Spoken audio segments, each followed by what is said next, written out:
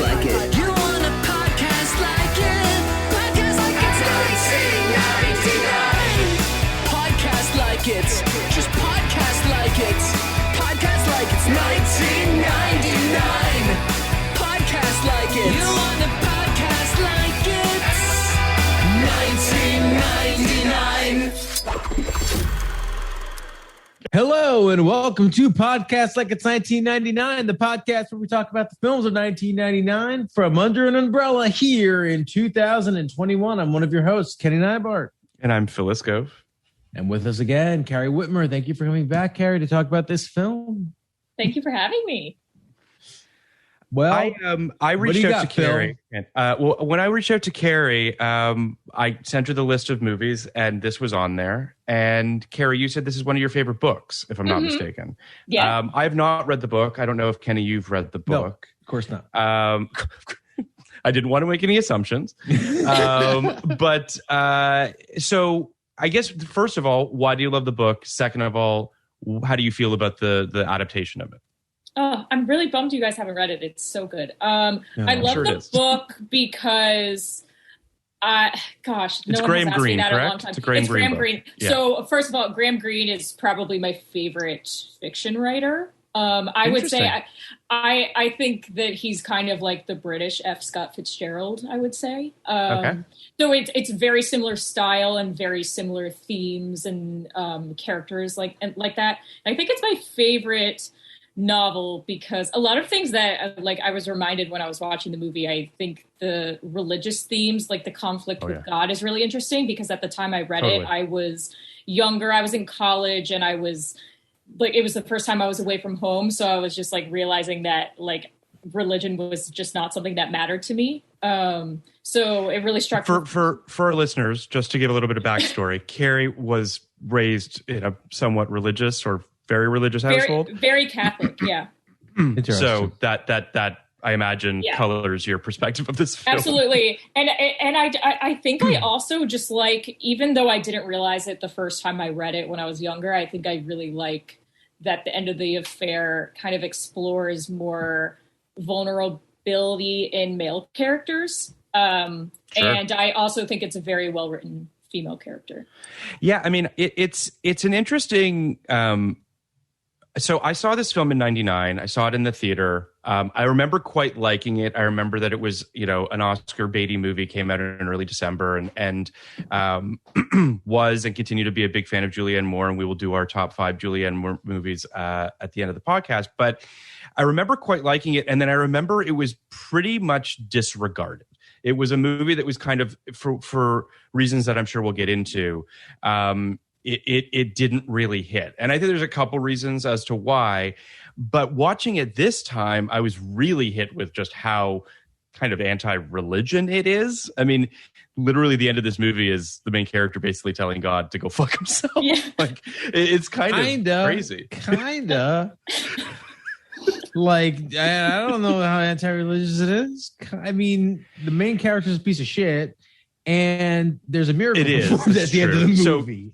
But I think it's more about him feeling punished by God, I guess, on some level, and any religious component that I feel Bendrix has. He never really feels like a particularly religious person to begin with. He seems to have a resentment towards it.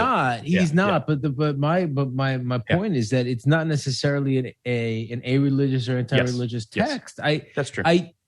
We talk about the end at the end, or we talk about it whenever we want. But the fact that like there appears to have been an actual miracle that happened in this movie. This is true too. Kind of colors my view of where. Technically 2 miracles, possibly, depending on how you look at it. Yes. You mean him surviving the bombing would be the second? Yeah. So that's the thing that could happen. A thing that can't happen is a woman kissing someone's birthmark and birthmark going away. So less likely. Yes, less likely. So yes, there are a couple of 1.5 miracles in this movie, and that kind of, I think that has to be taken into consideration. 100%. I didn't mean to make it seem so binary. You're absolutely right. I think that the film is not necessarily, I guess I was surprised by the anti-religious component. Whether or not the film is, and I would agree with you, Kenny, it's more balanced than I'm making it out to be. I was surprised that perspective existed within the film to the extent that it does. That was sort of what I found surprising about it, but and not in a bad way. I mean, I guess my point more than anything is I think there's a lot going on in this film. I think it's a better film certainly than Roger Ebert thought, and most critics. I say this, it kind of doesn't exist. It's not even really a movie with two big movie stars for all intents and purposes in a big and a big director, a lot of, prestige kind of pedigree to it. And it kind of doesn't exist. It's just interesting. Yeah, it definitely feels like it doesn't exist. It feels like it came out in the wrong year. I mean, more than anything. Probably, yeah. It felt like and I had seen the movie before about a very long time ago, probably like 10 years ago, and I didn't really remember the movie, which isn't surprising because it's kind of like, I don't know. It feels like almost, I guess I would compare it to, I feel like what happens a lot of times now in like the peak TV era, I'll watch a show on Netflix in a weekend, and then a year later, someone asks me if I've seen it, and I said, no, I don't think so, even though I definitely watched it. Yeah, I just it's just like so insignificant is a mean word, but ephemeral, I guess. Yes, yeah.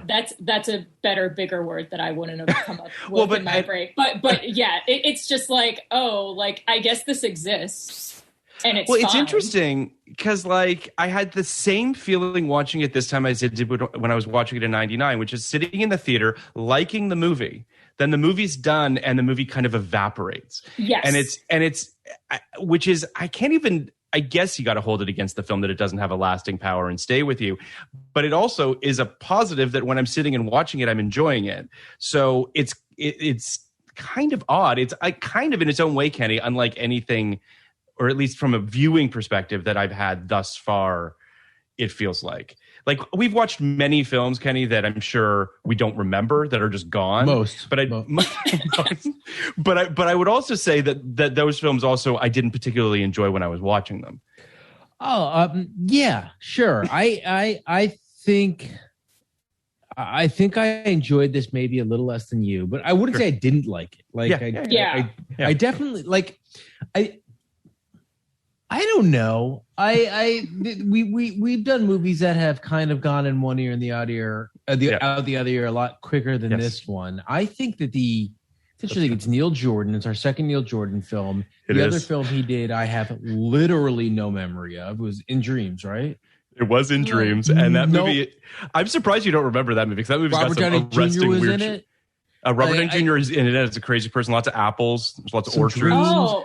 Yeah. Oh, I think I've seen that one. Annette Bening. So I have absolutely yes. Julianne Moore's wife. I Indeed. Truly don't remember that film at all. Yeah. Really, I just remember thinking it was not good. Yeah, fair enough. And I think this film is almost really good. Am I crazy? Yes. I it's think almost really good. Like it's really well done. It's really powerful. I mean, it has one of I couldn't help but look up in the middle of watching it to see if the score was nominated. It wasn't. It should have been. It's a great score. It's an incredible score. It's a powerful score. It carries throughout the entire film. I think it's pretty clear what's going on. I mean, look, I have a bit of an allergy to adultery movies. Not always. But it does feel to me, adultery stories, it feels to me that when someone wants to make a movie about married adults in their 40s and 50s, very often the only conflict anyone could think of is adultery. And it's a little boring to me. It always kind of ends the same way. So the content of this film did not wow me. But almost everything else about it did. Right. Yep. Like almost I thought the visuals were great. I thought the setting among the bombings of London and the way they juxtaposed that with, the affair happening. I thought the chemistry between Julianne Moore and Ralph Fiennes was pretty amazing. I thought Stephen Ray was really good. I really did think it was really, really well done film. And I guess like if you connected more with the material, I could say something. Thinking it was just a great film. Yeah, it's interesting. I agree with everything you're saying. I found myself taken with it in ways that I find perhaps hard to articulate. It's got this passion, but also this emotional, reserved Britishness to it. There's like this kind of detachment that's there that feels realistic. I love all the bombing stuff.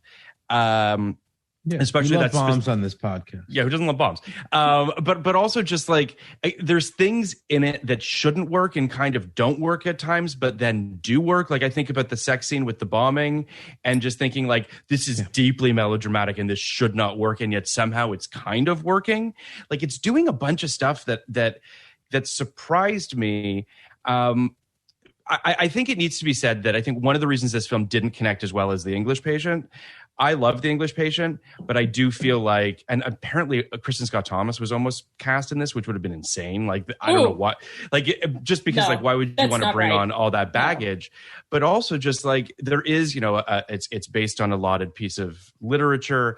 It has sort of this adultery, love triangle component to it. It's got war times, like it's got all the kind of things that sort of exist. They're very different films, but tonally, but I couldn't help but feel like perhaps there was an unfair comparison that was going on to this film. Yeah, you guys, based on all of the things you like about the movie, you would both really, really like the book. We should read the book someday, Kenny. I mean, it's pretty short. Like it's a pretty easy book to read. But I really the movie made me really, really want to reread it because it's been a while since I read it. So there's things that I don't exactly remember. I couldn't remember like the kid with the birthmark. I'm like, is that in the book? Because I truly do not remember. I think it would have to be, right? I mean, I don't know. To Kenny's point, it feels like that miracle is so important. Exactly. But then the thing is, if it was in the book, I feel like I would remember how weird that is. Kenny just walked away for a quick second. But yeah, no, I hear you. I think that I have not read the book, so obviously I don't know what's in the book. But that being said, I do feel like it's such a perfect period at the end of this sentence that it'd be surprising if it wasn't. Yeah, I will say, I think that most, especially modern film adaptations of books, try a little too hard to be like, we're going to have our own like angle on this book. So like the Baz Luhrmann Great Gatsby probably would have been great if they didn't add that whole thing where Nick Carraway is like in a home or whatever. Like that was so weird and so unnecessary. Yeah, it was like a weird organizing principle they wanted, like this kind of fractured narrative. But when it's like that's a perfect book to adapt into a screenplay, you barely have to do anything. I think The End of the Affair is a pretty complicated book to adapt because a lot of the book is Bentrick's reading Sarah's diary. So you're reading like a lot of letters and a lot of entries, and they do a quite excellent job at depicting that because I think that's the most complicated thing to adapt is like a character reading from something that they found in the book. Like it's boring exposition. On the page, it's not, but no, totally. It is interesting the way that the films adapted. Again, have not read the book. I'm assuming that the book is chronologically a relatively straight line, or is it told flashbacks? No, it's similar. It's very similar. It's very nonlinear. Which is one of the great things about the movie. I think, too. And one of my favorite things about the book, I think it was one of the earlier books, I think that was experimenting with that. I mean, I'm not like I'm not the best literature expert, but it definitely from that era, I think that was pretty non-traditional to tell stories in that way. But I will say, I think you guys were like pretty moved by it and thought it was very emotional. For me, I wanted more of that. Probably because I have more context. I felt like the scope felt very small, even though it is a pretty small scale story. I didn't get the best sense of the time period or their relationship developing. The actors are amazing. They're really good. And I think they do a pretty decent job at establishing them, but I felt like there could have been more I know what you're saying. Yeah, I definitely felt that they fell in love very quickly. So I hate to be like, here's something that how it happened in the book, but one thing that I think could have improved the movie, in the book, their relationship starts off quite antagonistic. Like Bentrix almost like Bentrix is like making fun of Sarah for who her husband is and how boring he is.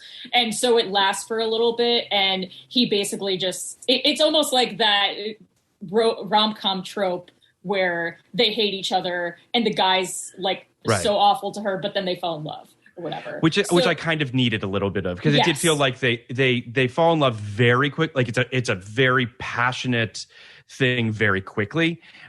So I do think that it would have benefited from, and I do think that, Kenny, we were talking a little bit about the fractured narrative, right, and the way that the movie is told, which I think is fascinating, and I think that they think that opening portion is teeing up some of that passion so that when they meet, you don't need the ramp up, but I still think you do. Like, I still don't, I don't think it's totally there yet.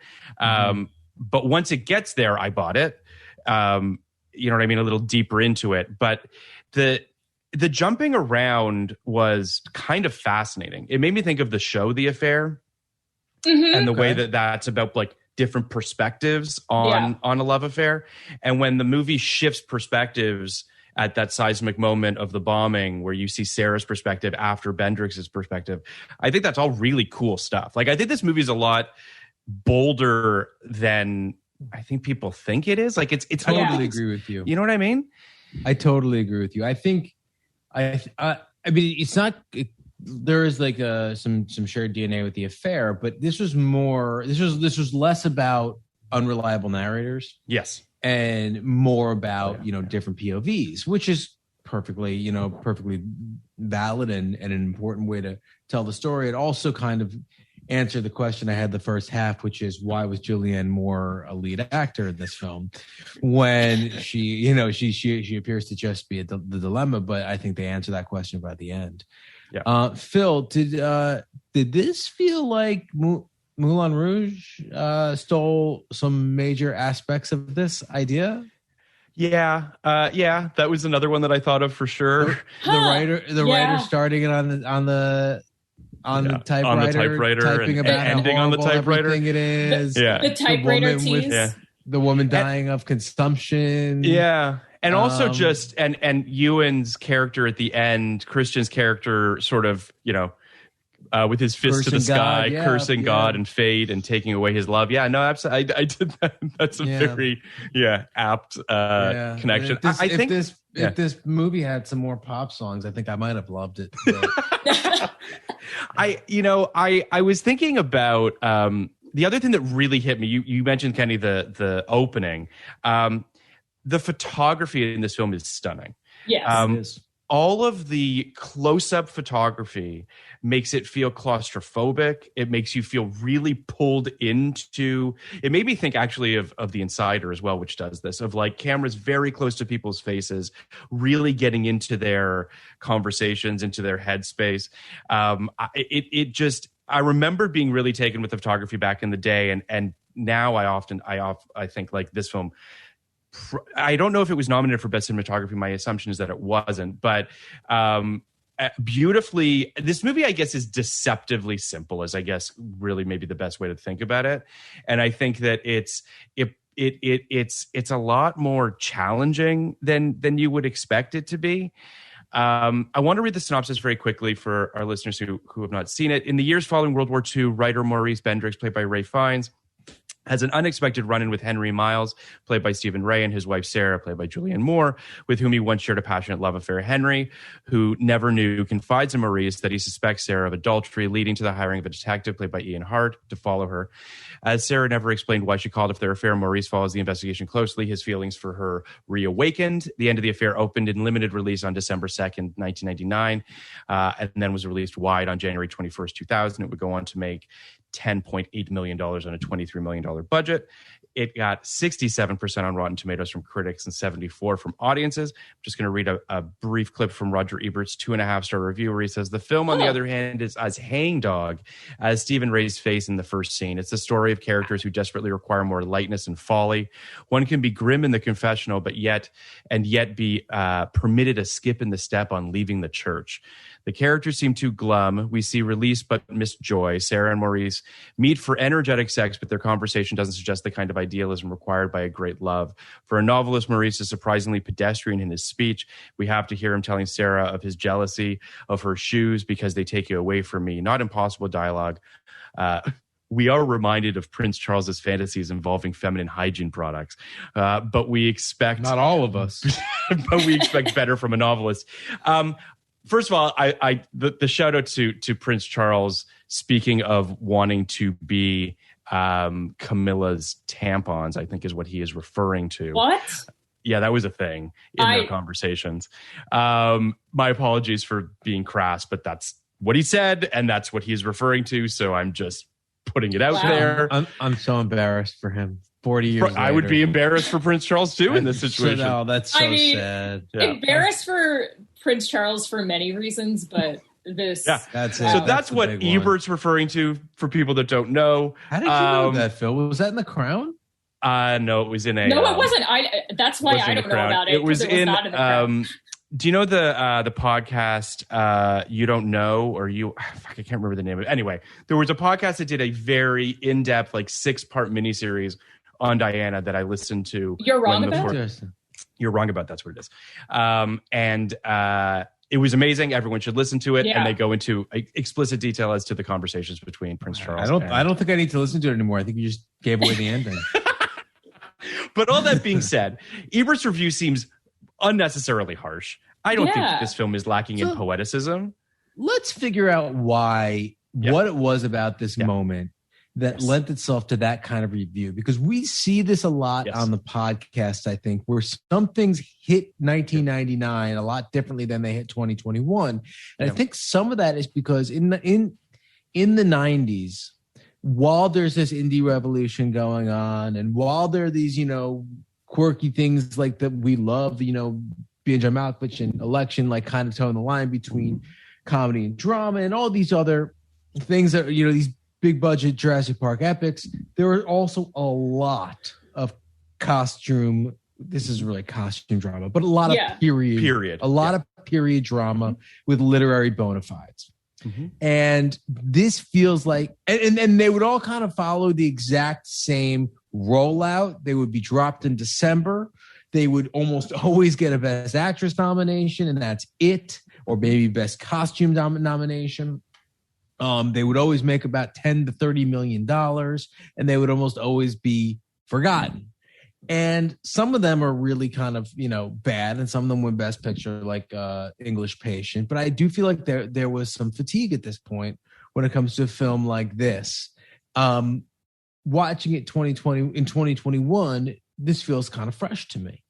Structurally, I thought it was very bold. And I think that this is maybe a half step or quarter step forward from the stuff that came before it, and that might just not have felt like enough. Now, not The English Patient, obviously. The English Patient is its own animal, and it takes place, kind of in the throes of war. But I've always been very fascinated by the rest of Europe that didn't choose to be in a war. And that's not, by that I don't mean obviously England chose to be in a war, had to be in a war, or was pulled into a war. But, the English citizenry was kind of caught in a war, or the occupied French were kind of caught in a war. And I find that stuff to be endlessly fascinating. Or, the expats in Italy, like we talked about too with Mussolini. I find that stuff to be endlessly fascinating, the way life really did go on as they were getting bombed or dislocated or kicked out of their homes. And that stuff is really interesting to me. So, yeah. Well, I do wonder, to piggyback on what you're saying, if part of it is this is a very interior, intimate movie. This movie doesn't have like the sweep of these things usually, right? Like, and by that I mean, not to keep comparing it to The English Patient, but The English Patient has this, this obviously it's about deserts. It's this David Lean-esque kind of scope to it, right? And this movie, even just looking at the photography, is very intimate. It's very closed off. It's very claustrophobic. It's in, literally mostly in interiors, or it's in the rain. Like it's got a very, it's a sad story. You know what I mean? And I think that, to your point, Kenny, I wonder whether or not that felt antithetical to what people expect from a period drama as well, to some extent. Yeah, I think people at that time were probably expecting, especially since it occurs mostly throughout World War II, they were expecting to see those big visuals and expecting like bigger moments than you got when that was just kind of the background.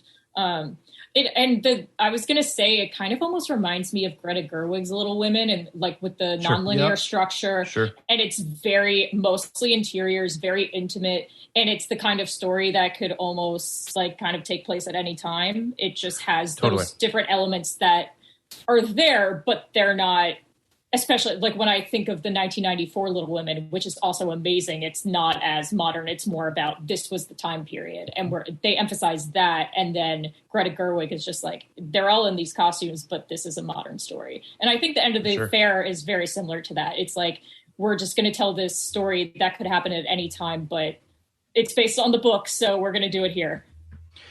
Yeah, I agree with everything both of you were saying. It feels very intimate. I mean, the biggest moment of the film is that explosion, and it's about the emotional ramifications, or I guess depending on how you interpret it, perhaps the spiritual as well. Just all of that feels so different. But to your point, Kenny, maybe it just wasn't overt enough or different enough. Like it's an intellectual exercise, maybe more so than an emotional one, which I think is probably why I ding people too. And I do think, like, generally, I think the reason why I do really like the movie, even though I said it's pretty forgettable, like Netflix show I watched in 2 days, but I think, like we discussed, it is visually stunning. The score is great. The performances are amazing. Like, I can't believe I honestly forgot about, like, Jason Isaacs in this. Like, he's so good. And he's like barely in the movie, but like when I saw him, I was like, oh my gosh, I remember this performance, and I completely forgot he's in this. But now I lost my train of thought. But I think it's just like one of those movies where they just got so caught up like in the story almost that they kind of forgot to take a step back and say, like, what's something surprising we can add to this? Because it's all very, very good, but there's nothing that is, not that it's not unique, but there's nothing that's particularly shocking about it. Yeah, and I do wonder too about the casting a little bit. I think that, I mean, I love Ralph Fiennes, I love Julianne Moore independently of each other. I'm not entirely convinced that it's not that they don't have chemistry, they do. But I also think that Ralph Fiennes in general struggles with chemistry. He's not an actor that, generally speaking, has the most chemistry with his female leads. So I wonder if that's adding to this too on some level. Julianne Moore has chemistry with everybody. Anything. It's just her thing. I don't know. It's like, I just couldn't. There are people like this. They're like magical people who just make you so happy to be around, and you're so comfortable immediately. And that's just who she is. Whether she's not roller, she's Amber Waves, or whether she's 1940s British socialite, I guess. I guess I agree with you, though. I did feel pretty strong sexual chemistry between them, and not just because of the ass. This really amazing sex scenes. The ass grabs were that's a lot of ass grabs. Yeah, that's trust with your co-stars. Yeah, and those sex scenes are really well done. They like, you actually see thrusting, which I like. I don't like it when it's like an implied sex scene, I call it, where they're like kissing and then like it goes black when they like clearly start fucking. It's like we see them fuck like multiple times. We do. And it's so good. We do. I agree. It's a sexually explicit movie, but not in a gratuitous way. No, it's poetry. It does feel as though you understand the passion that exists between these two people. And it feels realistic. And I would also say too, you know, I alluded to this earlier, you know, there's a moment when they're having sex during a bombing, and essentially it's like he's testing her as to how much she really loves him and whether or not, you know, they can withstand these bombs, essentially, whether or not their love can, I guess, to some degree or another. And it fucking works. I mean, to say it out loud, it sounds silly. But somehow you're just like, fuck yeah, no, I buy this. That's from the book, Carrie. And the character's very similar in the movie. I think they did a very excellent job at portraying his jealousy and how kind of like he's pretty much a piece of shit. Like he's kind of awful. But which Rafe does play well. Like he has done that in the past and continues to do it. Which is why I was going to say it. To me, it almost doesn't really matter that Ralph Fiennes doesn't really have chemistry with her, because it's more about the passion, which they got right.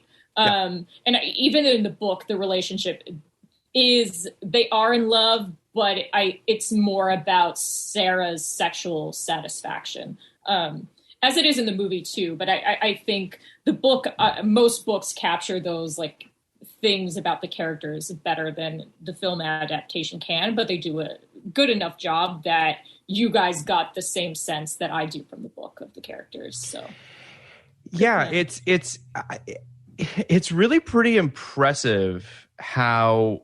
So Julianne Moore chased this role. Apparently, Neil Jordan considered Miranda Richardson, Kristen Scott Thomas were the two other people that they considered for the role, and she chased it. And I think good for her. I think she's great in this movie. I kind of can't imagine anyone else in this role, quite honestly. She has this. I mean, as we'll discuss in our favorite Julianne Moore movies later. There is something about Julianne Moore that's so unbelievably watchable. She has this aura about her.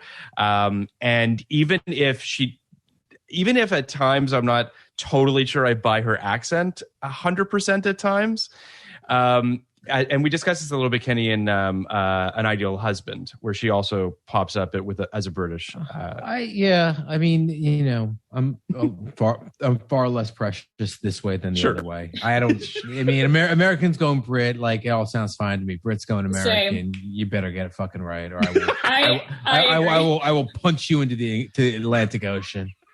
I'm with you, Kenny. But when she first shows up and she's got the British accent, my immediate reaction was like, it almost sounded slightly like Maud Lebowski. So that for a brief second, I was like, and then I was fine with it. But yeah, she just, I don't know, man. There's something about her that is just so unbelievably captivating. But to speak I want to say one thing. Yeah.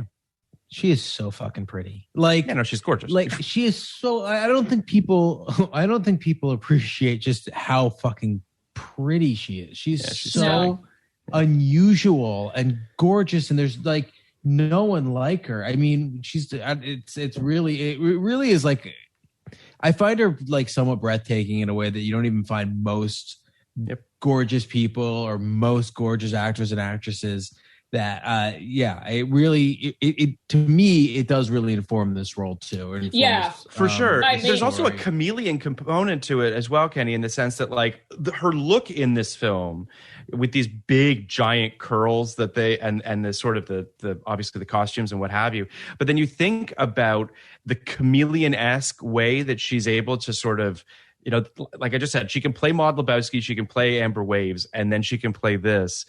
You know, it's people just, I don't know, they don't respect Julianne Moore as much as they should.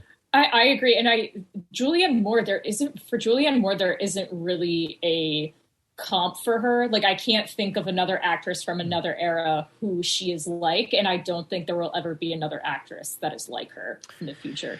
Which is, I agree. She's really cool. there's a fearlessness to her, and yet there's also this. She's not rubbing your face in it. Like I really just get there's just this. There's something about when I think about like, is this her only film in '99, Kenny? Is this the only? No, Ideal Husband. Oh, right, of course. Sorry, I literally said it and then didn't even. That's how much an Ideal Husband stayed with me. There's another one too, Phil. Is there? Okay. It might come up on your favorite Julianne Moore films. Is it Map of the World? Is that the other one that she's in? I think that's also. No. I mean, yes, but no. Oh, I know what. Yeah. I won't say it. I know which one it is. Phil. Oh, of course. Fuck, of course. Jesus Christ. Obviously it's Magnolia. I can't believe I didn't think of that. But she had just such an interesting. Was she nominated for Map of the World?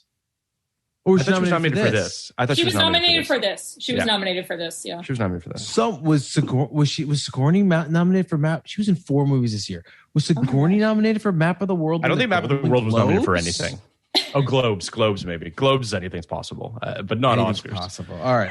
Not Oscars. But I just Julianne Moore we're catching her sort of in this really fascinating period in her career. 98, she does Boogie Nights, and she does The Lost World in 97. And you just have this just very, like, she's really kind of taken a lot of swings. She's in Hannibal in 2000. Like there's just, she's becoming a movie star, but then is never really a movie star. And I don't say that in a denigrating way. I just don't know that she ever was like, that she ever crossed that threshold to being a household name in the way that someone like a Kate Winslet or a Kate Blanchett, you know what I mean? Maybe not at that level, but it can't be ignored that she won an Oscar for a movie that no one cares about. Correct. So when you win an Oscar for the Reader, or when you win an Oscar for Still Alice, you have like gotten to the point where people feel like you've been so good for so long that we will just acknowledge that you tried really, really hard to win an Oscar here and we're going to give it to you. I agree with that 100%. Yeah. I mean, her performance in Still Alice is really, really phenomenal. I would say it's much better than like Kate Winslet in The Reader, but she did. Well, it was. I didn't see either of them. Okay, even if Julianne Moore's performance was not as good in Still Alice, she still deserved to just be handed the Oscar for it. Oh, 100%. Julianne Moore, I mean, and we will get to this when we talk about our favorite films of hers, but like Julianne Moore losing for Boogie Nights is one of the worst losses, I would argue, of at least of our generation to some degree. Mm-hmm. I really love Kim Basinger in LA Confidential. She's very good in that film. And it's a very good movie. But like Julianne Moore's doing something next level in Boogie Nights. I remember Julianne Moore in Boogie Nights more than Kim Basinger in LA Confidential. And Kim Basinger is kind of to your point a little bit, Kenny, too, which is the Oscars love a fucking, they love a narrative, right? They love it's all narrative. It's all narrative. It's all narrative, and Kim Basinger fit the narrative really fucking well that year. Yeah. Julianne Moore just didn't. And weirdly in her own movie, because it was her coming out too, right? You look at Julianne Moore's filmography and it was small sporting role. And then, that's the female lead of that movie. Yeah. But she was out ingenued in that movie by Heather Graham. So she couldn't really fit the ingenue category, and she couldn't fit the great narrative thing that, like, the one that I remember that I think the movie's garbage, but Virginia Madsen in Sideways. Oh, Sideways. Sorry. Virginia Madsen in Sideways had people thought she was really, really good, but there was just no great narrative there. And Kim Basinger's narrative was fantastic. It's like this pretty face doing work. It was not even like doing great work. It was like, look at her. Who won the Oscar in Best Actress for not the 99 year? It's Hilary Swank for Boys Don't Cry. Yeah. Unimpeached. Also the narrative. Yeah. No one was going to beat that. No, too much. Well, but the narrative in that year was the Annette Bening in American Beauty versus Hilary Swank in Boys Don't Cry. And again, Annette Bening still Oscar-less, which is insane. But again, that's sort of one of those things where, Hilary Swank deserved it. I'm not in any way suggesting that she didn't. But that's one of those things where the performance is so unimpeachable that it trumps the narrative. Swank? Yeah, Hilary Swank. I totally agree. That it beats the narrative. Had that year was in that. Look, that's the only good part of that movie, Annette Bening. But Kenny's thoughts on American Beauty are less than flattering. Though she's amazing. She's unbelievable. I think I probably agree. Although it's not a movie I ever want to see again for a big reason. Reasonable. Yeah. Reasonable. It's worth watching for anthropological reasons. Yes. Fair. For real. It is. You know what? It's crazy. It makes sense. Like at the time, I'm not talking about American Beauty, but it's this podcast. It's really just about 99 movies. This Woodstock 99 reconsideration thing, and how we got here and what happened and what was going on in the culture. It's really interesting that what was considered to be high art and artistically revolutionary at the time was really just a slightly more stylized way of objectifying women. And because we were so fucking far gone in 99 in terms of the way that we objectified women and glorified violence and promoted rape culture and all these things, that a kind of movie called American Beauty about rape seemed to be A-okay. Well, not just A-okay. It was as we discussed in the episode, embraced and obviously put to the one Best Picture and all that. Yes, and Ebert's fundamental point was we all want to rape. This is just if you read his review, Carrie, for American Beauty, it's literally like, come on, guys, we all want to do it. You're just what? Sam Mendes and Alan Ball just found a real tasteful way to rape. Yeah. And this is, if you're going to rape, this is a good way to rape. All right. Well, okay. Okay. I'm going to move on from this. That movie is a nation. Which is interesting. That End of the Affair is also 99 because those sex scenes are about both sexes, which is very refreshing. And even today, last year I spent many months watching sex scenes for an article that I wrote for The Ringer. So I know about sex scenes. What article was this? So I watched a bunch of sex scenes from different actors, I think 30 different actors for several months. And I calculated how long the sex scenes were, how many sex scenes in each actor's filmography they were, and just did all this analysis on it. You can, if you just Google sex scenes, The Ringer. No, we'll link to that on our Twitter for sure. What I learned is that's why I was so frustrated. I hate implied sex scenes because it's just okay, in some movies they work, but in most it's just you just didn't want to have to choreograph this. It's fine if the actors aren't comfortable doing it, but it's usually Carrie, you're amazing. Thank you. I'm looking at this right now. Wow. I want to unpack this for a second because I do think it's actually integral to this film. It does feel like sex scenes by and large can be pulled from movies, right? They're there because we like watching attractive people, pretend like they're having sex, whatever. Yes. And to your point, more times than not, they're perfunctory and they're just kind of there.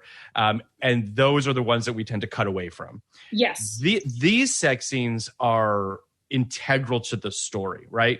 Kenny highlighted how the passion is so palpable between these two people that without it, this movie would be completely DOA. Yeah. I think it's really Carrie's kind of point that about sex scenes in general, which is, all right, so the bar for sex scenes is so low that when you show something that kind of looks like actual sex, it feels like, the passion of a 1,000 suns. Yeah. To mix metaphors. Yeah. There is something like that. I didn't think this sex was like particularly sexy. Yeah. I just thought this sex looked like someone who was actually trying to have good sex.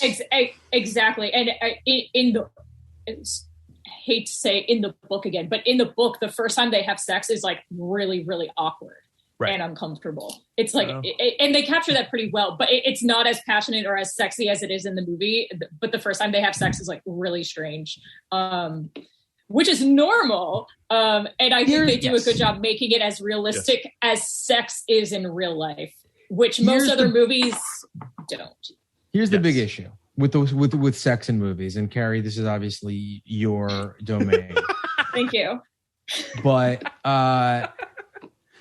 if you have sex with someone for the first time in a movie, and it does not set off literal fireworks, your relationship is doomed to fail. Yes. That is not real life. That is not real life. Sexual chemistry is not fucking innate. It is earned. It is worked on. It is built. It is like, it's based on trust. It's based on like communication, and the idea that you're supposed to like magically understand what the other person wants is fucking nuts. Yeah. All right. My little rant. Yeah. And so the other thing I was going to say, like the reason why it's surprising that it's from 99 is that most sex scenes are all about just seeing a female actress. Female naked. nudity. Yeah. Yeah. It's just like you see a woman's tits and she's like on top of a man and that's it. Like you Whereas their first sex scene, she's fully clothed and we're seeing his butt. I want to say one more thing. His white British butt. I have 4 children, and one of my child's teachers in this house as I'm screaming about sexual pleasure. Just a little bit of a purview into the Nybarn household. A little nervous about the way this is going to go when I walk out of this room. I do think that it's. I mean, to your point, Carrie, I do feel like this movie, which is directed by a man, seems to be going out of its way to show believable sex that feels believably passionate for both parties. Yes. And I think that that's an important distinction. Yeah. So there's this movie jumps around in time a lot, but there's a couple lines and a couple moments that I do want to kind of highlight. We and just for what it's worth, story wise, essentially, I gave the synopsis. It's not a particularly complicated story, really. It's just about Julianne Moore is married to Stephen Ray, and he thinks she's cheating. She's cheating with Ray Fiennes. Ray Fiennes decides to kind of follow along with the investigation into this adultery, and in the process, finds out about why Sarah called off their affair. Now, Kenny, when you stepped away for a second, Carrie was saying that in the book is told primarily through Bendrix reading Sarah's diary. So I wouldn't say primarily, but it's a main, yeah. Which is what the second part of this movie is about, essentially, which is he gets the diary from the detective, and the diary pieces in her perspective. Thus, essentially, the major sort of central thing that happens is that Bendrix goes out into the hallway at one point post-coital, and an explosion goes off. He's blown into the stairwell. It looks like he's dead. We see this from the first time from his perspective, which is him waking up, and Julianne Moore is praying in the bedroom, essentially. When we later realize that she was praying for him to survive, and she prays to God, if he survives, I'll never see him again. And when he survives, she takes it as a sign from God that she can no longer see Bendrix anymore. He did not know that perspective. He thought that she was just kicking him to the curb for reasons that he didn't understand. And it's sort of this Rashomon-esque perspective shift that allows us to be able to understand why this affair dissolved, essentially. But we do have sort of these moments in the first half of the film where they meet up and he's very cold and shitty to her. And she can't tell him why she broke off the affair. I guess if I have one nitpicky narrative thing, does she think that if she tells him, God will renege on what I'm a little unclear as to, is that what she thinks? Okay. Yeah. Okay. So that's why she feels like God is being a real cock blocker in this situation. I think so I think it's that. I also think it's something that she might be embarrassed about. That's interesting. Yeah, I can see that.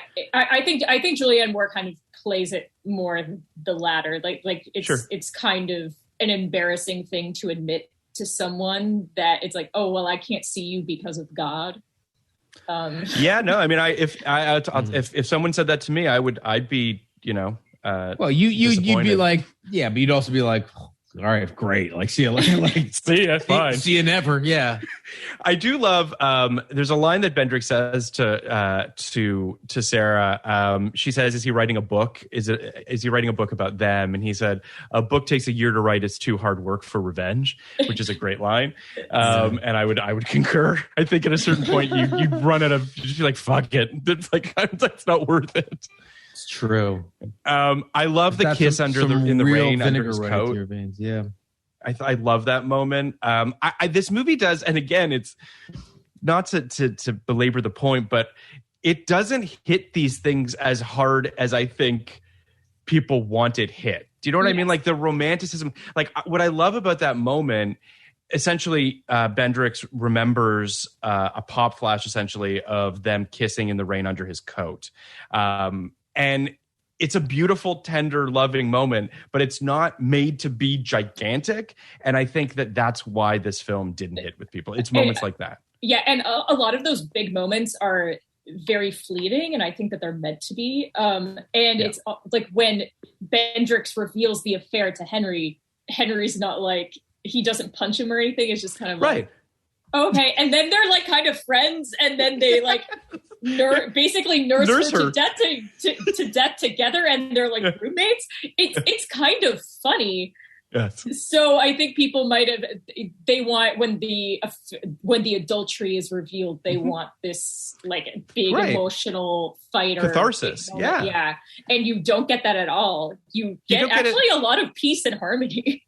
Well, it's very, and I don't want to, this isn't a bad thing, but like, it's very British. Like this movie's very British in the way that it's all very sort of like, it's very formal for, you know what I mean? In terms of, especially the Stephen Ray character. He feels tremendously British to me, even though he's played by an Irish actor, if I'm not mistaken. This movie is directed by I believe that Stephen Ray and Neil Jordan are both Irish. I think so. But there's something Stephen Ray's very, his guy.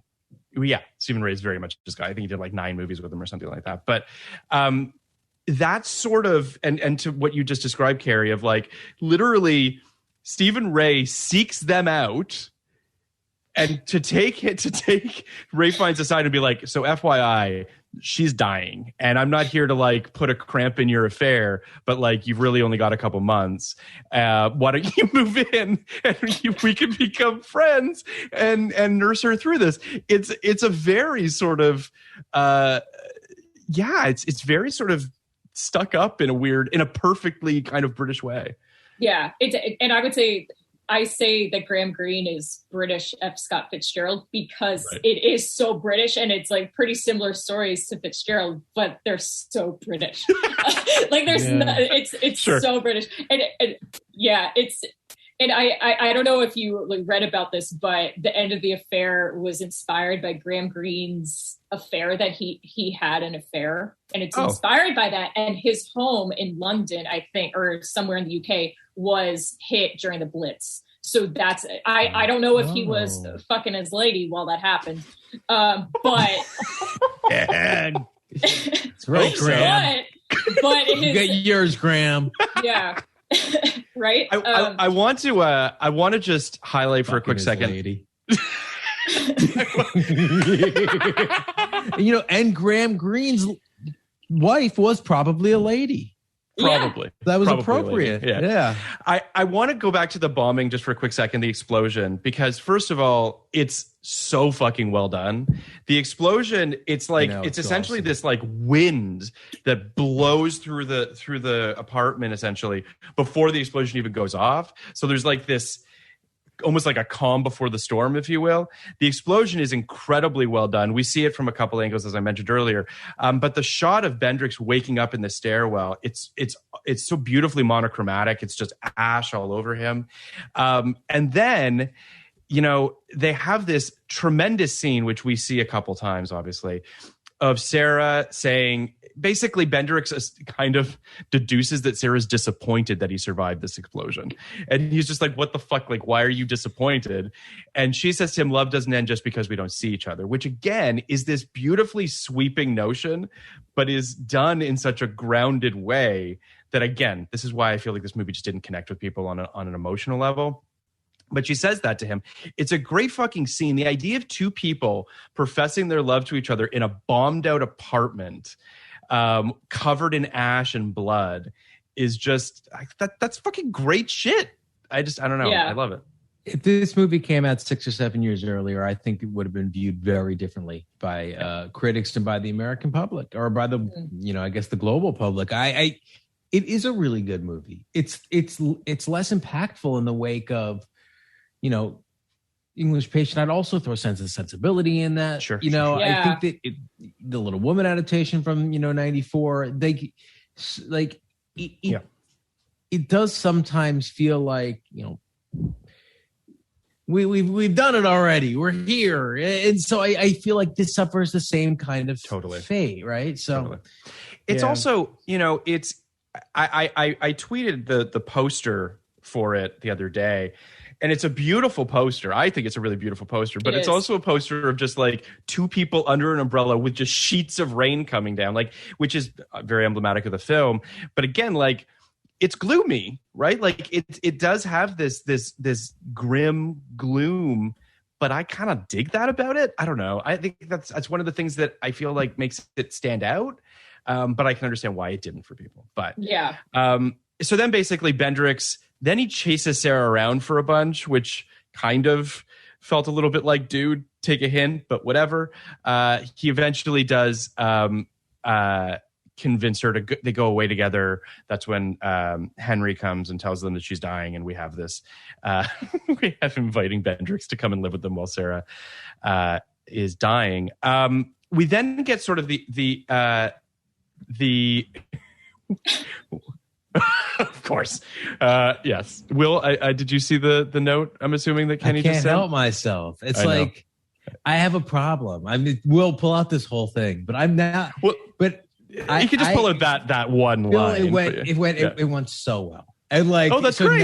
Now they might even listen. To give you we're going to cut all of this, obviously, but Carrie, to give you perspective, Kenny pitched an idea to Chris Weitz.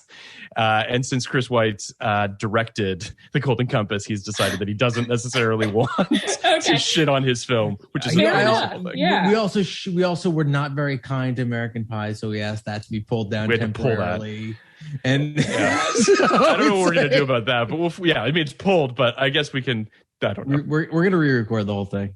We're going to pull Taylor Swift on this one. Oh, wow. But what's our excuse to our listeners who have heard the previous one? We're just going to drop it like it never happened. We're just going to put it back in the slot. Okay. We're going to sneak it back in number 3 like it never happened. You're insane. But I love this. Okay. But that being said, now we're at the point in the film, Kenny, that we talked about earlier, which is when Bendrix essentially is really coming head to head with God and being like, and by God, it's essentially Jason Isaacs who's playing this priest, and it's in Henry and Sarah's house. Bendrix is completing his book, which is a diary of hate towards God, And I mean, the whole thing is just his basically while Sarah doesn't need to see God to love him, Bendrix prays God will leave him alone. And that's basically the end of the film. I agree with you, Kenny, that it is not necessarily siding with Bendrix and his perspective because I guess I'm going to backtrack very quickly here and just say that the detective has a young son who has been coming around with him, who has this birthmark on his face. At midway through the film, Sarah kisses his face. At the end of the film, the birthmark is gone. And we're sort of led to believe that is Graham Greene's way, or the film's way, certainly, of acknowledging that there might be a higher power. Kenny, do you feel as though that is the overriding sentiment more so than Bendrix? Much more so than Bendrix. Okay. And furthermore, I don't think Bendrix is saying, I think he's explicitly saying there is a God and I hate you. Yeah. Right? Like, I don't think the existence of God is in question in this film. I think the question is the nature of God, right? Right. So yes. I agree with that too. Yes. And if God picks favorites, and if God, is out to get certain people, if God can grant miracles, et cetera, et cetera. But do you also think it's about POV too, which feeds into it as well, right? It's a perspective of God. It's that idea of what that like.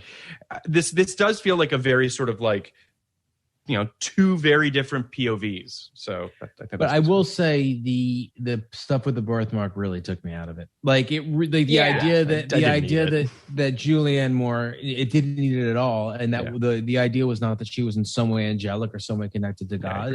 That had nothing to do with anything to me. So, and again, I don't think that, and maybe I'm totally wrong, and this might. The book might be explicit in this, but it didn't feel like this was about whether or not the narrator was reliable, whether or not we were seeing a skewed version of events from Bendrix's point of view. It felt like this really happened. Now, like, again, weird thing to say in the conversation, around and about Julianne Moore, when the lesson of Magnolia is shut up. But so basically I like there is a shut up aspect to this kind of stuff. Like, okay, it happened, what does it mean? But it definitely took me out of it, and like my rating at the end is reflective of where I was at the end of the film because of this. But I don't disagree. Changed my rating significantly. Yeah, I've jumped around a fair amount as well. I want to say, I wonder, I guess, I don't know if I needed to see the kid's face. Like, I almost feel like if I just heard the dad say it, I kind of would have been like, okay, that's a little weird, but okay.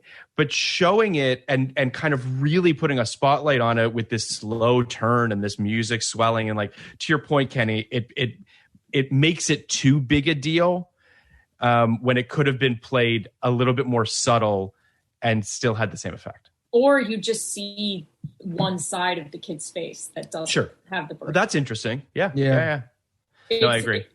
It's a little dramatic. And I said this earlier, but I truly do not even remember if this is in the book or not. Right. I feel like it has to be. But I was trying to remember this specifically if it was in the book, because it's been so long since I've read it. But I know that's like hypocritical because I say it's like one of my favorite books, but I can't even remember if a kid loses a birthmark or not to a kiss. But I read like all these summaries of the book, and I could not find that in any of the summaries. That's interesting. Maybe it's not in it.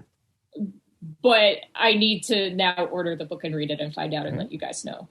Please do, because it's going to drive me crazy. So, Kenny, I want to hit on your Moulin Rouge thing real quick, because the very last shot of this film is essentially the last shot of Moulin Rouge as well, which is a typewriter. Now, the Moulin Rouge ending is love lasts forever, right? That is love for her will never end, and it's obviously a far more romantic notion in a far more romantic film. This film ends with very little discussion of love and more about leave me alone. Like the last words that we see on this are leave me alone. It's a much more, obviously it's a much more depressing and sadder ending, but it's also, it feels right in some way. Like Bendrix is just, you get the impression at least that he is this very sort of woe is me character, but also that there's something very British about him. It's the most British Ralph Fiennes has ever felt to me.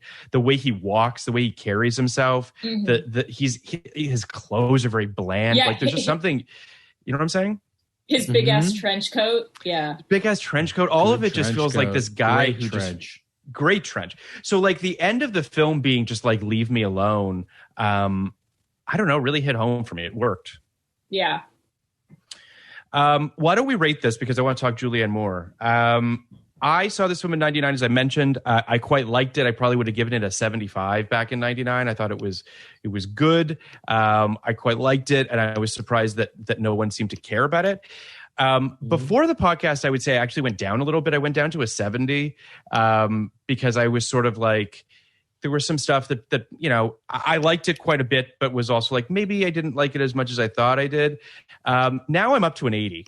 This conversation has made me like it even more. I think it's a really good movie, and one that people should seek out. I think it's a really interesting film to watch through a 2021 lens. I think it's as Carrie, our connoisseur of sex scenes, mentioned. I think that the sex scenes are really powerful and really well done, and that's where I'm at. What about you, Kenny? I gave it I gave it a 59 before this thing, which I don't normally mess around with 50s.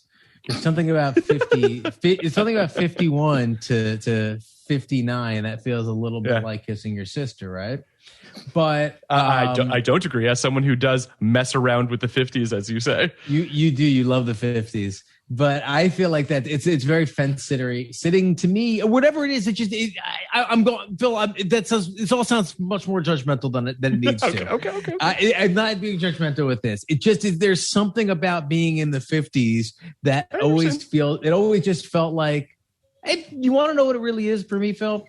It's just not where a lot of movies land for me. That's just ultimately like I am a very opinionated person, and I feel very strongly about my opinions usually. And for a movie like this, it's like, yeah, this is good. Like I enjoyed a lot of good stuff here, and I definitely, it's too good to be like, don't see it. That's the way I felt. Yes. It's too innovative and too powerful and just too well done. Yeah. But I got to go higher. It's much better than a 59 after this conversation. I was going to go up to a 71 before. Phil, your 80 is bold, but also feels kind of right. I'm going to go a little higher. I'm going to go up to like a 77. 59 to 77 is quite a bump, but it's a good film. It really is a good film. What about you, Carrie? What did you think around when you first saw it, and then before podcast, after podcast? Oh gosh, when I first saw it, probably 10 years ago, maybe more, when I was like really, really into this book, and it was like, sadly, my personality. I did not like the movie. Probably because I was like, oh, this isn't as loyal to the book as it could be. Like a huge nerd shit, so pretentious. I was a different person back then. That's why I don't like Moneyball. So what are you going to do? We all have our issues. We all okay. And I think I've come around like Moneyball too, just like Carrie has come around on this. The first time I saw the movie many years ago, I don't know what my rating would have been, but probably like in the really low, like unfairly low, like 40s. And before the pod, I was thinking I was going to give it like 68. Okay. Like late 60s, early 70s, but I think I'm bumping it to 75. I love it. Because after this conversation, we're all around the same place. Good place. Yeah, I'm realizing how good it actually is and how unique it truly is compared to other movies like it. And I kind of want to read the book, and then I want to watch the movie again. Well, please let us know if the birthmark is in the book. I'm genuinely curious. If anyone listening, I don't know. If anyone listening knows, just tell us. Maybe I'll finish reading the book by then. But it's a pretty quick read. But we should just, after this, we'll just tweet, see if anyone comes back to us with it. It's so sad. I think of myself as a pretty good Googler. Meaning that I know I'm good at SEO. I know exactly what to Google when I need to find something specific. I'm too good at shopping online. And so I tried to look up this birthmark thing both last night and all morning, and specifically end of the affair book, birthmark boy, things like that. And I could not find anything besides about the movie. So we're going to do our top five. Phil, I have one question for you before we move on. Do you think that when we do not our 52 in review, our year end, our pod end Oscar, our pod end re-Oscaring, do you think Julianne Moore is going to make the cut for you? It's a really good question. My short answer is maybe. Part of it is, and we're about to do our top fives. Magnolia is on my list. It will surprise nobody. I think that, and that's not a lead performance. I would say that's definitely a supporting performance. And the supporting nominees for 99 are really solid. So it's a stacked category. So it's hard for me to say whether or not Julianne Moore might slot into that for me. I don't know if she makes the top 5 best actress performances for me total, but maybe, I don't know. My short answer is she definitely makes my top 10. Not sure if she makes top 5. I would say for me, before seeing this movie, I thought there was no chance. Right. And having seen this movie, I would say there is a chance. Yes, so, I feel the same way. Yeah, and I do keep kind of a running list actually, but which I forgot to update recently. But yeah, I think there's a chance. I think there's a chance. My number 5, we'll just kind of go around in a circle, Carrie. My number 5 is Shortcuts. Not really a movie that has a lead performance, but it is got a hell of a Julianne Moore scene in it. That certainly there's a full frontal nudity scene where she delivers this crazy monologue, and she's unbelievable in it. If you haven't seen Shortcuts, I highly recommend it. It's a Criterion, and it's amazing. It's very much you can definitely see a very strong line between Shortcuts and Magnolia. But she's great in it, and it's a great film, and that's my number 5. What's yours, Kenny? My number 5 is I have it here somewhere. Far From Heaven, movie I've mentioned on this podcast before. She's incredible in it. As close to she's amazing. There are obviously a lot of movies where she is the star. She's the central character, but this is the one I like the most. There are plenty where there's two-handers, or there are ensembles that she is, the standout in. But this is her film. It's just it's a incredible. Who did she lose to that film. year? I'm curious because she was definitely 2002. Yeah. Was it? I'm looking it up because I'm genuinely curious here. Sorry, we'll cut this. But Far From Heaven is 2002. Halle Berry. Oh, that sounds right. Yep, it was not Yep. Halle Berry. It was Nicole Kidman for The Hours. Oh, you're right, Kenny. You're absolutely right. Okay, I couldn't remember if The Hours was. I mean, 2 or 3. That's that. Can I just say The Hours feels like another one of those Nicole Kidman's done a bunch of great movies, so we're going to give it to her for The Hours. It was, except. Joe Reed would fight you to the death on that. He would fight me to the death for it. It was actually, the Academy so often gets the best actress category totally wrong. Yeah. But this is a pretty good year. It's Kidman, Salma Hayek for Frida, Diane Lane for Unfaithful, Julianne Moore, and Renee Zellweger for Chicago. So it's really strong. That's a strong. But I mean, we know how you feel about category fraud, Kenny. Nicole Kidman, is that category fraud, or is she a best actor?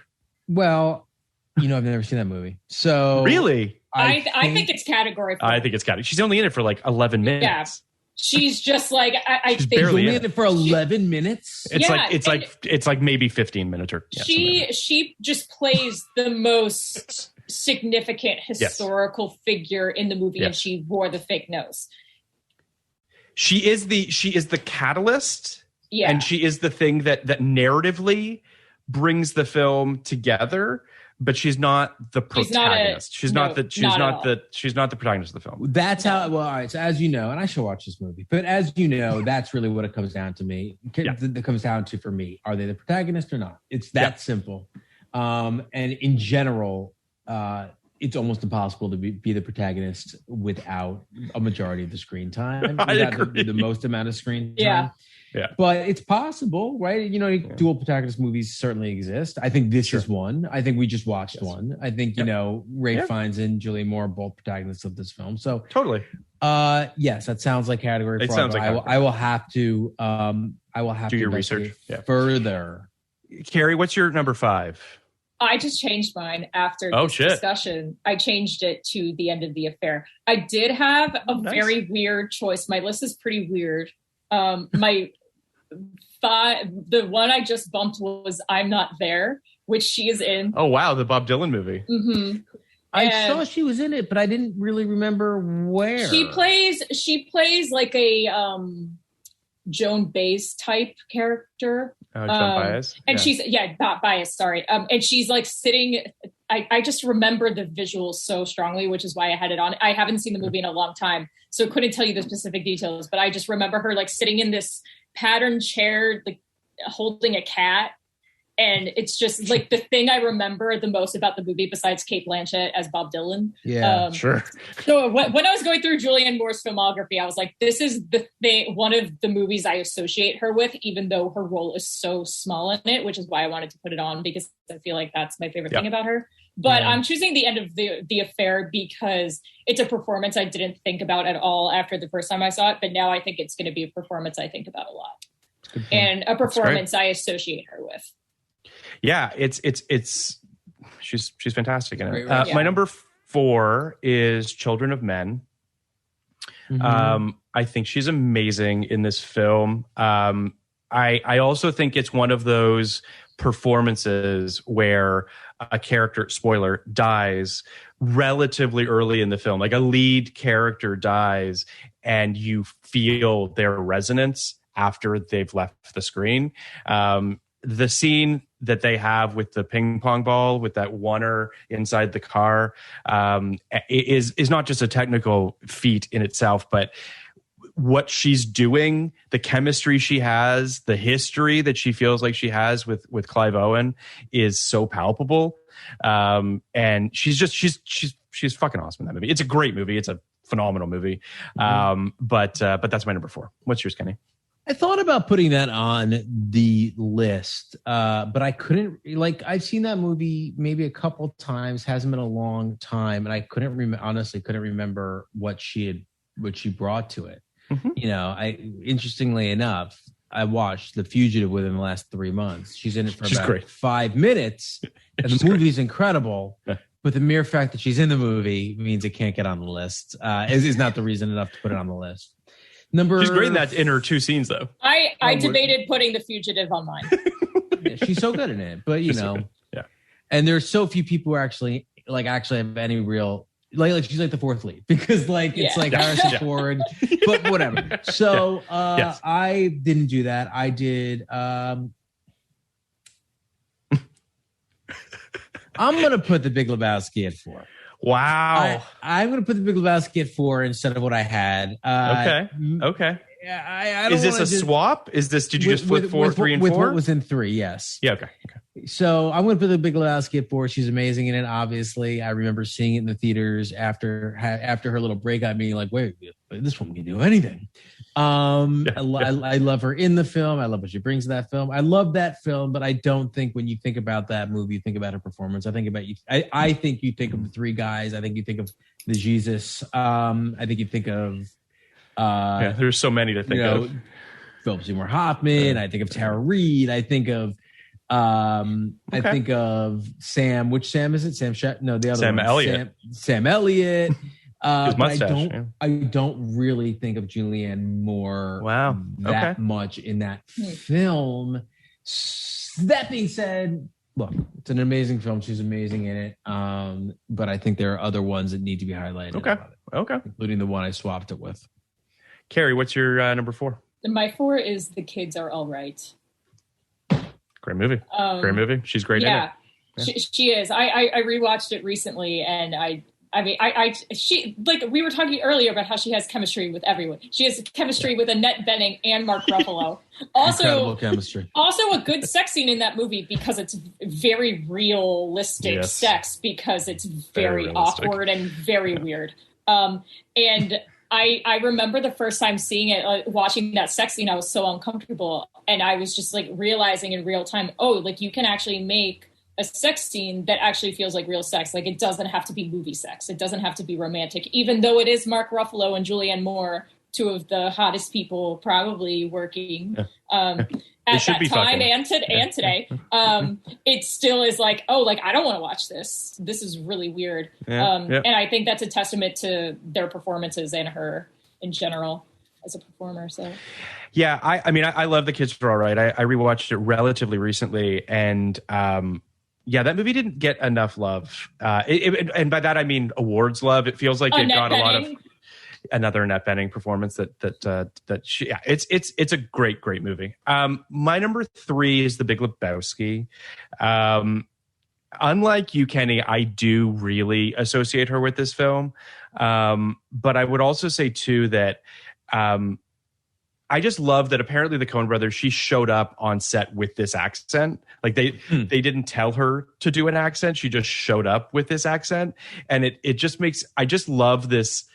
It's the most bizarre accent. Like it's sort of British. It's kind of like Madonna doing a British accent. Like it's sort of this weird thing. I find her unbelievably funny in The Big Lebowski. And also like, surprisingly sweet. I don't know. I think she's a real standard in that film, but I adore it. But what's your number 3, Kenny? My number 3 is The Kids All Right.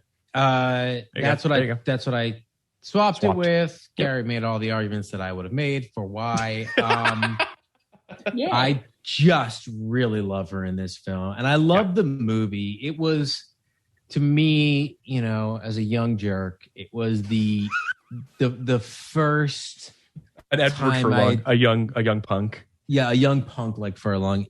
It was one of the first times I had really seen a lesbian relationship portrayed on screen as casually as you'd portray a hetero relationship, and how flawed she was. That was a real choice. Both of the characters, but that was a real choice and very bold. And I think I don't know if it was made as a PSA for why gay adoption is perfectly fine. Totally fine. Yeah. But I think it was done in a really kind of, if it were, I think it was done in a really astute way. It didn't lionize anybody or deify anybody. It was really just, parents are parents, people are people, relationships are hard. Yeah. And this relationship is, particularly tricky, but the kids are all right. That's my 3. What's your 3, Carrie? My 3 is Far From Heaven. I love that movie. I have not seen it in a long time, but Kenny, all the reasons you said are why I like it.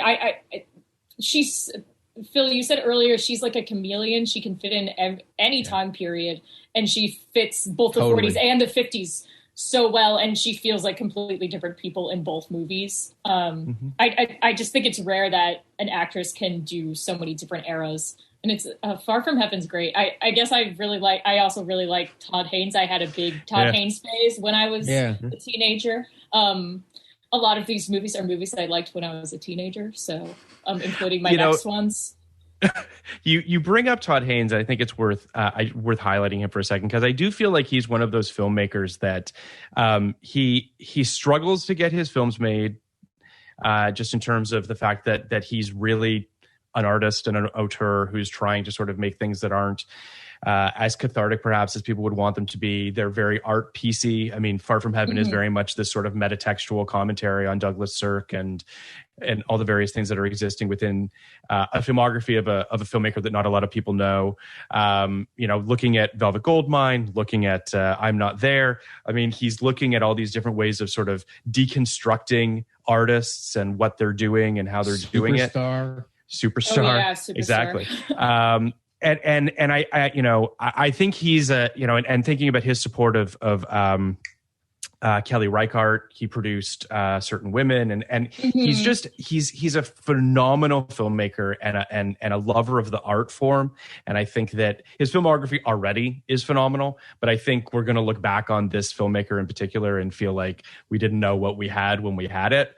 And it's absolutely. And another, because of his relationship with Julianne Moore too and other actresses, I think he's one of those rare male directors who really understands how to direct women and female characters in particular. Absolutely.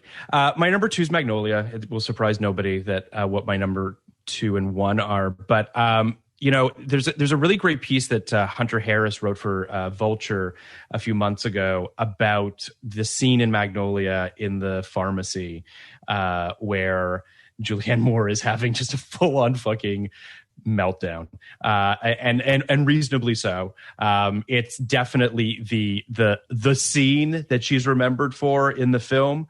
It is it's awesome. It's great. It's got all this tension and also humor in it, and it weaponizes. It's just the full Julianne Moore, right? Like, it's weaponizing everything that she can bring to a scene. She's just the range and the humanity that she brings to these characters that can seem deeply unlikable is really she's a tour de force. She's an unbelievable actor. But yeah, Magnolia is my number 2. I'm assuming, Kenny, that it might be yours. It is. Same reason. I mean, that the one thing I wanted to add was, Carrie, you're talking about how she slots in perfectly in the 40s, perfectly in the 50s. And we didn't talk about this with the kids are all right, but I love her as a contemporary person. Totally. Particularly a high status one. I thought that was unexpected. She's a very earthy quality to her, right? Almost crunchy quality to her. And her in The Kids Are All Right makes perfect sense to me. Mm-hmm. But Magnolia really, to me, is a great example of just how you can take a role that might seem mundane in someone else's hands and just show layers and the inner life. And she probably only had 20-25 minutes of screen time, but it was really, really gorgeous.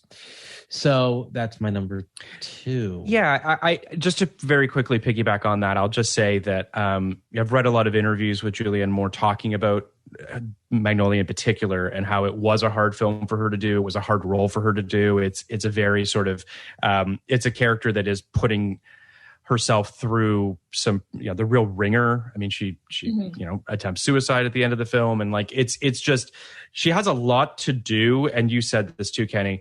She doesn't have a ton of screen time. Like, there's not a lot with her in the film, and what she's capable of doing in these short bursts is just, I mean, unbelievable. But what's your number 2, Carrie? My number 2 is Children of Men, which is okay. I was gonna make it my number 1, but I was like, she's not a big enough character, so that wouldn't be fair. But Children of Men is one of my favorite movies of all time, and a movie that came out and I watched when I was a person who was starting to become obsessed with movies. And I knew who Julianne Moore was. Sure. I'd seen, I think at that time I was like starting to become like the film nerd, and I was like, I think I watched like Magnolia and all these movies we're talking about. I was getting into those. And this was so different from what I'd seen of her. And I also kind of knew her as this more like glamorous movie star who's you see it on the Oscars red carpet. So for me, I was so shocked when she gets, spoiler alert again, killed towards the beginning of the movie. I'm sorry. Yeah. Because to me, I was like, oh, like she's the main character in this movie. This movie is about Julianne Moore. And like you said, like Phil said, you still feel her presence throughout the rest of the movie, and her chemistry with Clive Owen is like so electric that it's like kind of disgusting. Another guy who struggles to have chemistry with his female leads. These British guys. What is it? Who'd have thought? Yeah. I mean, I think Harry Styles is making up for all. He's that they doing lacked. his best. He's doing his best. We'll see. But I don't know. It's I just couldn't not put it on my list because it's one of my absolute favorite movies ever, and she just happens to be in it, and she's one of my favorite parts in it. She's amazing. My number one's Boogie Nights. I mean, I think what's there to say that hasn't been said about the film, but I'll just say that I think it's worth noting. We've talked a fair amount about sex scenes. I think it's worth noting Julianne Moore's fearlessness is the wrong word, but she does sex scenes and she does them in a way that feels incredibly grounded and incredibly emotional and feels very human. And she's willing to put herself out there in that way, not to titillate people, but to say that sex is a part of life. Sex is a thing that people do. And I think that that's sadly a rarity. I feel like women, certainly in Hollywood, feel perhaps like they have to do sex scenes as though that's part of their job. And I think that Julianne Moore takes it to the next level and makes it something so much richer and more interesting. And I think she does that unbelievably in Boogie Nights. Yeah. A movie about the sex industry. I think that a movie that I think at the time was misread by some people as being sort of this audacious sex movie. And I don't even really think it's even that much about pornography when everything is said and done. But what about you, Kenny? Same, obviously. The best. What can I say? In my ongoing quest to be more myself, I have to accept that Boogie Nights is like just one of my like 5 favorite movies, and everything about it is perfect, and she's perfect, and I love it so much. So as much as it pains me to like put it above like what at the end of the day is probably my favorite movie of 1999, which is Magnolia, it just is what it is. No, all right. My favorite movie in 97 is better than my favorite movie of 99. What are you going to do? I love it. It's the best. I also just, I not to harp on this too much, but I just want to say that the range of what she does in Boogie Nights, we talked earlier about how she should have won the Academy Award, but just like think about the scene when she's doing a ton of cocaine with Heather Graham, or the scene when she's crying outside the courthouse. Like what she's able to do with a look, the relationship she has with Mark Wahlberg in that film, that's mother and lover and like all these things that she's baked into this role. It's amazing stuff. What's your number one, Carrie? Boogie Nights? Yeah, I'm just assuming. I mean, how could it not be? But yeah. People are probably going to roll their eyes like, oh, like this girl I'm a woman, couldn't even put Magnolia on her list, but it's honestly been such a long time since I've seen it, and I get it. It's not that I don't like it. It's just not my favorite PTA movie. It's like kind of mine neither. Kind of upsetting to me, and it's like a kind of upsetting movie to me. Like I've wanted to rewatch it, but every time I'm about to do it, I'm just like I can't fucking do this. So it feels like an undertaking, but it is. Anyway. Yeah, it's like it's less daunting for me to like watch all of the Lord of the Rings special editions in one day, you know. Sure. You almost need to plan your day around Magnolia. Yes. You need to like, have a good breakfast, set the room the right way, maybe light a candle or two. It should be raining outside, preferably rain. Maybe it can't be sunny. It can't be a sunny day. No. The candles, the scent has to be right. You know, but it's all. You're in the right environment right now. Like the Northeast, even though it's a SoCal movie, like it does not feel like Southern California at all. No, it doesn't. It feels like somewhere cold. It feels like Seattle or like London. Yes. Yeah, London. It has a real London vibe. Yeah. It's almost like the end of The Affair. It's like very gloomy and rainy. Yeah. or Phantom Thread. It's weird. It never rains in California, and yet like that movie is so rain drenched.